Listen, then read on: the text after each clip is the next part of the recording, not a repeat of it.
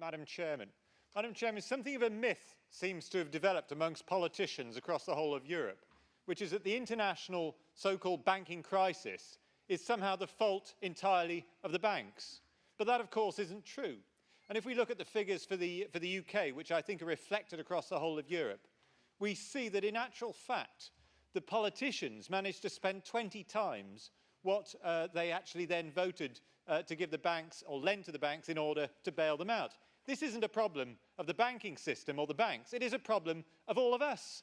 Because every time an election comes along, we think to ourselves that rather than actually trying to balance our books, we can simply borrow more money to build hospitals here and motorways there and make sure that we win that election. We think only in terms of the next election, which is why we managed, years before the banking crisis struck in 2008, to mount up debts of hundreds of millions of pounds. At the moment in the United Kingdom, we borrow more money every single year than the total amount which we gave to the banks. So when I hear passionate speeches, as I did earlier on from some people, talking about the need to look after the younger generation and the need to get rid of the so-called austerity measures, I ask myself, what exactly are you saying? Because in reality, when people say no more cuts, no more austerity measures, what they're really saying is, let's borrow more money.